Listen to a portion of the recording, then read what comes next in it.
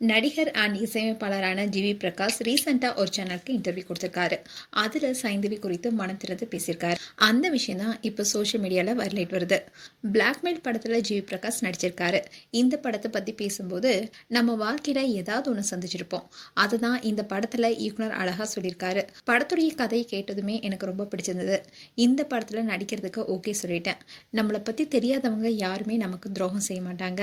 ஆனால் நமக்கு தெரிந்த நம்ம உயிராக நினைக்கிற நண்பர்கள் தான் நமக்கு துரோகமே செய்வாங்க. அவங்க தான் நமக்கு பெரிய எதிரியா இருப்பாங்கன்னு இந்த படத்தை சொல்லியிருக்கோம். அதே மாதிரி இத்தனை வருஷமா இந்த உலகத்துல வாழ்றோம்னா நிச்சயமா பல துரோகத்தை நம்ம சந்திச்சு கடந்து வந்திருப்போம். ஆனா அந்த துரோகம் நம்ம உயிரா நினைச்ச நண்பர்கிட்ட இருந்தோ உறவுகிட்ட இருந்தோ யார்கிட்ட இருந்து வருது என்பதை பொறுத்து தான் அந்த வழி இருக்கும்.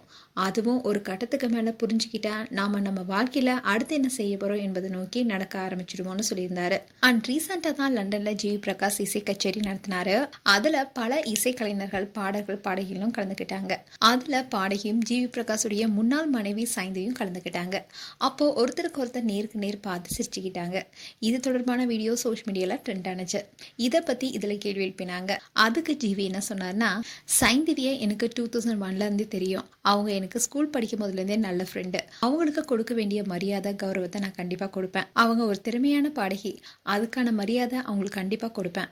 நாங்க 2 பேருமே தொழில இணைந்து பணியாற்றத்துல எந்த சிக்கலுமே இல்லை.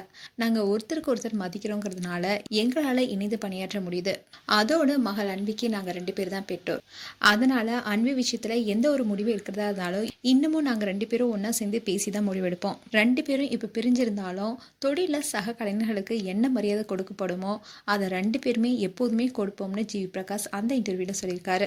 ஆனா இவங்க 2 பேரும் ஒருத்தர் மீட் பண்ணும்போது ஃபேன்ஸ் எல்லாருமே இவங்க 2 பேரும் சேர்ந்து வாழ்னுங்கிறது தான் வலியுறுத்திட்டு வராங்க. அதே சமயம் ஜிவி ஆகட்டும் சைந்தவி ஆகட்டும் 2 பேருமே ஒருத்தருக்கு ஒருத்தர் எந்த இடத்துலையுமே குறை சொன்னதே கிடையாது. அந்த விஷயத்தையும் நெட்டிசன்ஸ் பாராட்டிட்டு வராங்க. அதோட மகள் அன்விக்கு தேவையானதை 2 பேருமே சேர்ந்து செஞ்சுட்டு வராங்க என்பதும் குறிப்பிடத்தக்கது. மேலும் ஜிவி பிரகாஷ் அண்ட் சைந்தவி குறித்து உங்களுடைய கருத்துக்களை கமெண்ட் செக்ஷன் சொல்லுங்க.